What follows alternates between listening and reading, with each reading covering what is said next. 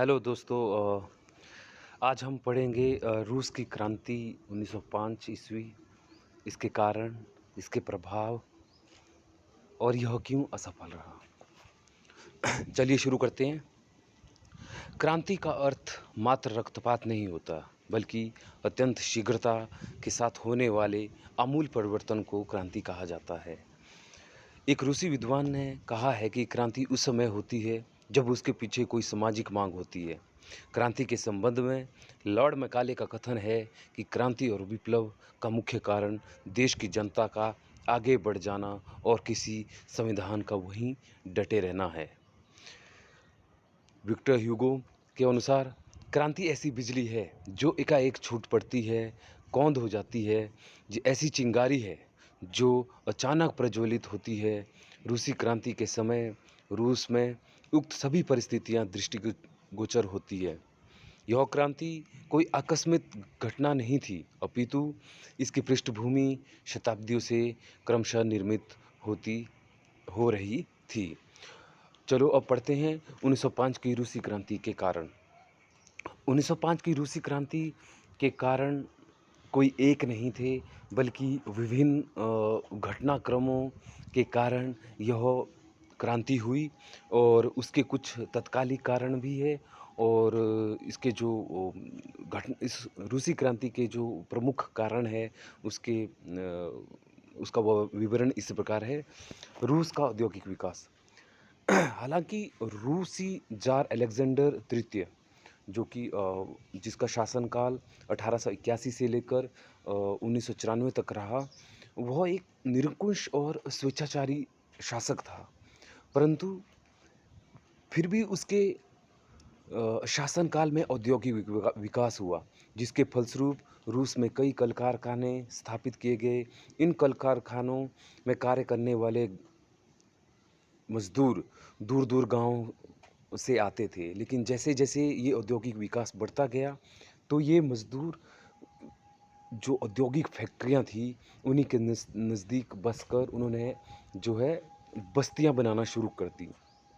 परिणाम स्वरूप उनमें जो है आपसी एकता की भावना प्रादुर्भाव हुआ और औद्योगिकरण का ही परिणाम यह सामने आया कि यहाँ पे जो है रूस में नगरों और शहरों की संख्या में वृद्धि होगी और मजदूर वर्ग में जागरूकता है। और यही जागरूकता उन्हें उनकी मांगों के लिए मांगों के मांग उनकी यही जो जागरूकता थी, इन्हीं के कारण मज़दूरों में अपनी मांगों को लेकर उन्हें जानकारी प्राप्त हुई और उन्होंने जो है राजनीतिक, आर्थिक, सामाजिक व्यवस्था में जो है परिवर्तन करने की मांग की। नंबर 2 है निरंकुश ज़ारशाही। पहला कारण था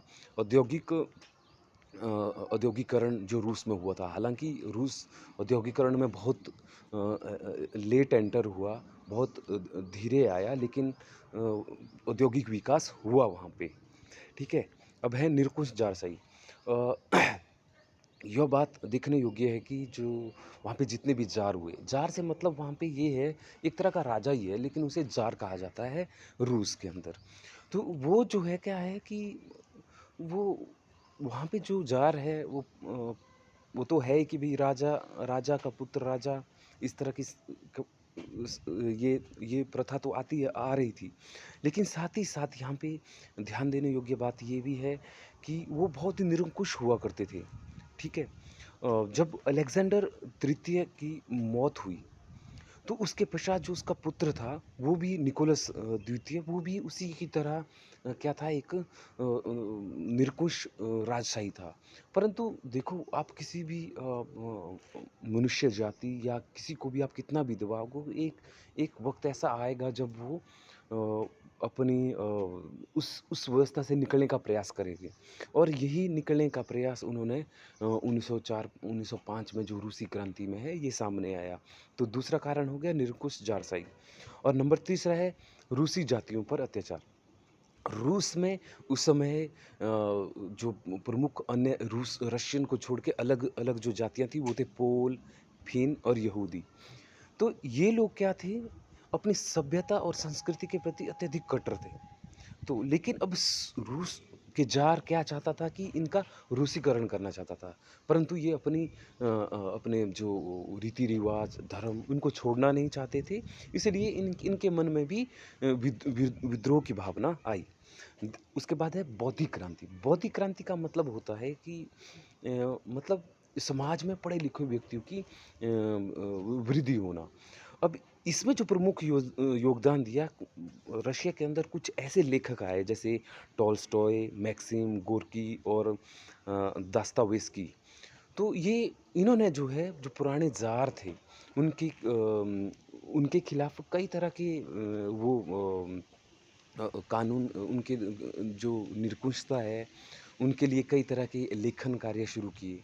तो जैसे ही बौद्धिक समाज की वृद्धि हुई तो इनके लेखन सभी लोगों में प्रचारित होने लगे और लोगों में वहाँ पे जो है सामाजिक क्रांति की भावना पनपने लगी और ये इस तरह से कहा जा सकता है कि जो बौद्धिक विकास हुआ वहाँ पे तो उसने जो है वहाँ पे समाजवाद को बढ़ावा दिया और ये रूसी क्रांति का एक एक जनक माना जा सकता है। रूस में विभिन्न राजनीतिक दलों का उदय। अब समय की परिस्थितियों के अनुसार राजनीतिक परिस्थितियाँ काफ़ी तेज़ हो गई। उस समय कार्ल मार्क्स के सिद्धांतों का प्रचार तीव्र गति से हो रहा था।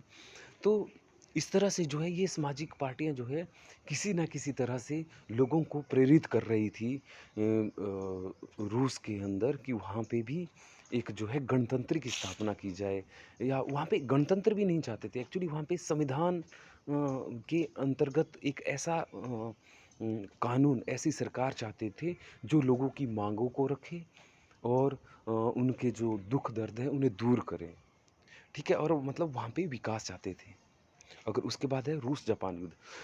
ये 1904 और 5 में एक जापान एक बहुत छोटी कंट्री थी लेकिन बहुत पावरफुल कंट्री थी। उसने रशिया जैसी इतनी विशाल और जिसके पास सेना भी अधिक थी और सेना अधिक थी और बहुत शक्तिशाली था, लेकिन जापान युद्ध में हार गया। अब यहाँ पे लोगों की प्रतिक्रिया ये आने लगी कि जो रशिया की हार है वो वहाँ के जो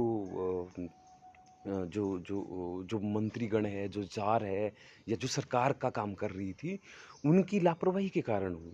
सेना ने अपनी तरफ से बहुत सारी जो एक तरह की क्या बोलते हैं गिफ्ट कह सकते हैं या अपनी तरफ से जो है अनुदान दिया था रूसी सैनिकों को युद्ध में लड़ने के लिए। पर वो देखा गया कि ये जो उन्होंने जो अनुदान दिए हैं वो बाज़ारों में जो जो उन्होंने उनको क्या बोलते हैं इनाम दिए थे वो बाज़ारों में बिक रहे थे। तो इसीलिए जनता जो है काफ़ी दुखी थी और रशिया की हार के कारण वहाँ पे सरकार के ऊपर जो है लोगों ने इसका आरोप लगाया कि ये गवर्नमेंट की गलत पॉलिसी के कारण उनकी हार हुई। और उसके बाद तत्कालिक कारण आप हिस्ट्री में एक बहुत ही ये फेमस एक किस्सा रहा है जिसको खूनी रविवार कहा जाता है। 22 जनवरी 1905 को रविवार को सेंट पीटर्सबर्ग के मज़दूरों जो है हज़ारों की तादाद में वहाँ पे फादर गेफेन एक पादरी थे, उनके नेतृत्व में ज़ार को अपनी कठिनाइयाँ सुनाने के लिए गई थी। जैसे ही ये जो शांत जुलूस जा रहा था, जैसे ही ये राजप्रसाद यानी जो ज़ार के महल के नज़दीक पहुँचा, तो ज़ार ने अपने सैनिकों को आदेश दिए कि उन्हें गोलियों से भून दिया जाए और इसमें हज़ारों मज़दूर मारे गए। राजमहल के सामने लाशों के ढेर लग गए और इतिहास में इसी घटना को खूनी रविवार के नाम से प्रसिद्ध है और इस घटना के कारण रूस के क्षितिज पर क्रांति के बादल छा गए और शीघ्र ही पूरा रूस क्रांति के आगोश में समा गया। देखो अब है 1905 की रूसी क्रांति की घटनाएं। खूनी रविवार की घटना ने रूसी जनता को भड़का दिया और इससे रूस में सर्वत्र क्रांति के चिन्ह प्रकट हो गए और जगह-जगह पुलिस और सरकारी अधिकारियों का वध किया जाने लगा। सर्वत्र अग्निकांड का तांडव शुरू हुआ और जो किसानों की भीड़ है वो ज़मींदारों को लूटने लगी, उनका वध करने लगी, उनके घर संपत्ति को आग के हवाले किया। मतलब पूरी तरह अराजकता छा गई चारों तरफ और ज़ार के चाचा जो सर्जियस थे, उनकी हत्या कर दी। तो ज़ार ने भी कुछ छोटे-मोटे परिवर्तन किए। ज़ार ने एक प्रतिनिधि सभा को स्थापित करके शासन में सुधार करने की घोषणा के लिए उसको विवश होना पड़ा। और ज़ार ने जो उसकी प्रतिक्रियावादी का मतलब ये है कि जैसे कोई जनता डिमांड कर रही है समाजवाद के विकास के लिए, और लेकिन वहाँ पे प्रतिक्रियावादी जो समाजवाद के बिल्कुल विरोधी थे, तो उनके एक मंत्री थे थोबिडोनो।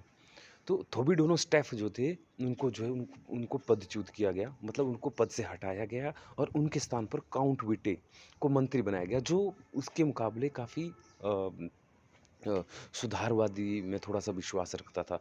परंतु वो सुधारवादी कार्य करना चाहता था, परंतु यहाँ पर ज़ार ने क्या कर दिया,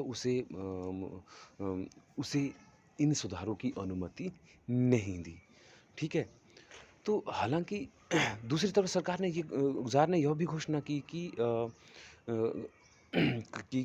सुधारवादियों के मंसूबे पर जो है जिससे पानी फिरा, वो ये कि भी उसने जो है डूमा का निर्वाचन हुआ, लेकिन उसका अधिवेशन भी बुलाया, लेकिन सुधार की माँगें पूरी नहीं की।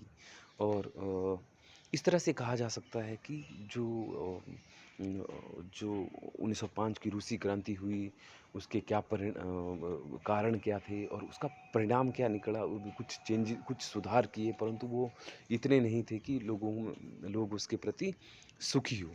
तो ठीक है, और अभी हम वर्णन करें कि 1905 की जो रूसी क्रांति है, उसी की असफलता के क्या कारण थे। देखो, 1905 की जो रूसी क्रांति है, वो असफल हो गई, लेकिन इसकी असफलता के जो प्रमुख कारण हैं, उनका वर्णन इस प्रकार कर सकते हैं। नंबर 1, जो वहाँ पे राजनीतिक दल थे, उनमें परस्पर एकता का पूर्णतः अभाव था। जब एकता का अभाव है, मतलब सभी हालाँकि सभी का ये टारगेट था कि ज़ार के शासन का अंत करना, परंतु उनमें एकता नहीं थी, उनके विचारों की एकता नहीं थी। कोई किसी तरह का प्रोग्राम सेट करेगा, कोई दूसरा प्रोग्राम सेट करेगा, तो मतलब जो क्रांति होती है ना, क्रांति की एक साथ शुरू नहीं हुई। अगर एक साथ शुरू होती तो जो ज़ार पे है, ज़ार गवर्नमेंट पे ये एक थ्रस्ट आता और वो शायद इस विद्रोह को दबा नहीं पाते, जैसे वो उन्होंने दबा दिया। क्रांति में नेतृत्व का अभाव था, ठीक है? क्रांति जो है वो पूर्णतः नेतृत्वहीन थी, ठीक है? अपनी-अपनी योजनाओं के अनुसार क्रांति को संचालित किया जा रहा था हर कोई। इसीलिए जो है नेतृत्वहीनता के अभाव में यह क्रांति असफल रही।